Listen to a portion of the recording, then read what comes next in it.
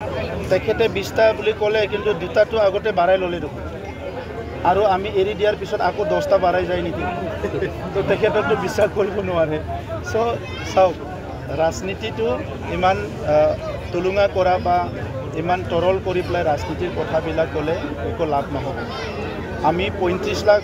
জনসাধাৰণৰ ভৱিষ্যতৰ কাৰণে কাম কৰি আছোঁ এই 35 লাখ জনসাধাৰণৰ কথাটো ভাবিহে আমি আগবাঢ়িব লাগিব আজি প্ৰধানমন্ত্ৰী ডাঙৰীয়াই 150 কোটি মানুহ চাই আছে মুখ্যমন্ত্ৰী ডাঙৰীয়াই 3.5 কোটি মানুহ চাই আছে আৰু আমাৰ অঞ্চলত 35 লাখ জনসাধাৰণ আছে এই 35 লাখ জনসাধাৰণৰ প্ৰতি অলপ যদি মৰম আছিল অলপ যদি শ্ৰদ্ধা আছিল 5 বছৰত একবাৰ হ'লেও হাগ্ৰামা মহিলাৰী ডাঙৰীয়া এছেম্বলিত আহিব লাগিছিল ভালে কক বেয়াই কক আহি পেলাই আমাক সমালোচনাই কৰক আমি আৰু একো ক'ব লগা নাই কিন্তু 5 বছৰত প্ৰায় 14 বাৰ এছেম্বলি হৈ গ'ল হাগ্ৰামা মহিলাৰী ডাঙৰীয়াই একবাৰো এছেম্বলিতে নাহিল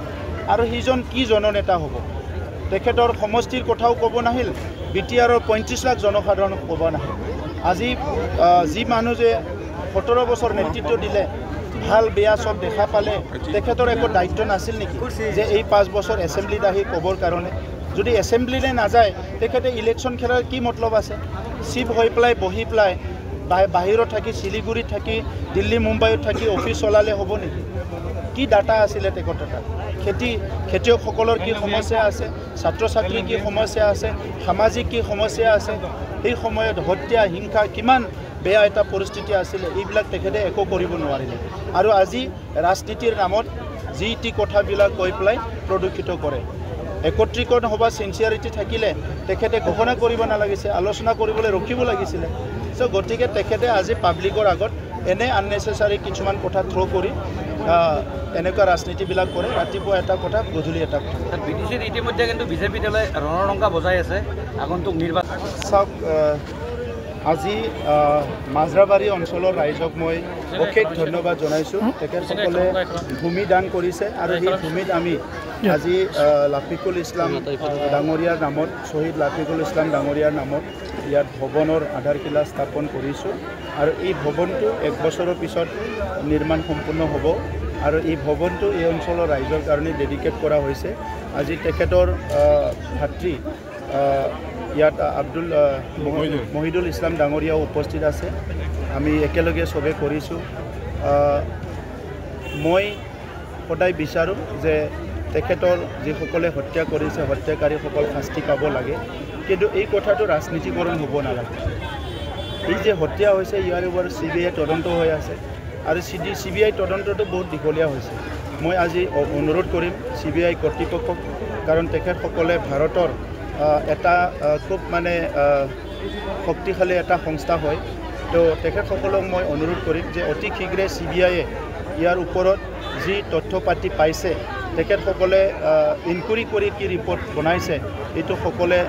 সোনকালে ইয়াৰ ওপৰত একশ্যনটো ল'ব লাগে আৰু ৰাজহুৱা কৰিব লাগে হাগ্ৰামাই আহ্বান জনাইছে যে আপুনি NDA চৰকাৰ ত্যাগ কৰি বিটিচিত হাগ্ৰামাৰ লগত মিলিত হৈ 20টা আসনত মানে কি কয় ইলেকশ্যন খেলিব লাগে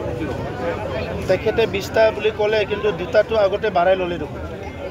আৰু আমি এৰি দিয়াৰ পিছত আকৌ 10টা বাঢ়াই যায় নেকি তো তেখেতকতো বিশ্বাস কৰিব নোৱাৰে সো চাওক ৰাজনীতিটো ইমান তুলুঙা কৰা বা ইমান তৰল কৰি পেলাই ৰাজনীতিৰ কথাবিলাক ক'লে একো লাভ নহ'ব আমি 35 লাখ জনসাধাৰণৰ ভৱিষ্যতৰ কাৰণে কাম কৰি আছোঁ এই 35 লাখ জনসাধাৰণৰ কথাটো ভাবিহে আমি আগবাঢ়িব লাগিব আজি প্ৰধানমন্ত্ৰী ডাঙৰীয়াই 150 কোটি মানুহ চাই আছে মুখ্যমন্ত্ৰী ডাঙৰীয়াই 3.5 কোটি মানুহ চাই আছে আৰু আমাৰ অঞ্চলত 35 লাখ জনসাধাৰণ আছে এই 35 লাখ জনসাধাৰণৰ প্ৰতি অলপ যদি মৰম আছিল অলপ যদি শ্ৰদ্ধা আছিল 5 বছৰত একবাৰ হ'লেও হাগ্ৰামা মহিলাৰী ডাঙৰীয়া এছেম্বলিত আহিব লাগিছিল ভালে কক বেয়াই কক আহি পেলাই আমাক সমালোচনাই কৰক আমি আৰু একো ক'ব লগা নাই কিন্তু 5 বছৰত প্ৰায় 14 বাৰ এছেম্বলি হৈ গ'ল হাগ্ৰামা মহিলাৰী ডাঙৰীয়াই একবাৰো এছেম্বলিতে নাহিল আৰু সিজন কি জননেতা হ'ব তেখেতৰ সমষ্টিৰ কথাও ক'ব নাহিল বিটিআৰৰ 35 লাখ জনসাধাৰণক ক'ব নাহিল আজি যি মানুহ যে 17 বছৰ নেতৃত্ব দিলে ভাল বেয়া সব দেখা পালে তেখেতৰ একো দায়িত্ব নাছিল নেকি যে এই 5 বছৰ এছেম্বলিত আহি ক'বৰ কাৰণে যদি এছেম্বলিলৈ নাযায় তেখেতে ইলেকশ্যন খেলাৰ কি মতলব আছে চিফ হৈ পেলাই বহি পেলাই বাহিৰত থাকি শিলিগুৰিত থাকি দিল্লী মুম্বাইত থাকি অফিচ চলালে হ'ব নেকি কি ডাটা আছিলে তেখেতৰ তাত খেতিয়কসকলৰ কি সমস্যা আছে ছাত্ৰ ছাত্ৰীৰ কি সমস্যা আছে সামাজিক কি সমস্যা আছে সেই সময়ত হত্যা হিংসা কিমান বেয়া এটা পৰিস্থিতি আছিলে এইবিলাক তেখেতে একো কৰিব নোৱাৰিলে আৰু আজি ৰাজনীতিৰ নামত যি টি কথাবিলাক কৈ পেলাই প্ৰদূষিত কৰে একত্ৰীকৰণ হ'ব চিনচিয়াৰিটি থাকিলে তেখেতে ঘোষণা কৰিব নালাগিছে আলোচনা কৰিবলৈ ৰখিব লাগিছিলে চ' গতিকে তেখেতে আজি পাব্লিকৰ আগত এনে আননেচেচাৰী কিছুমান কথা থ্ৰ' কৰি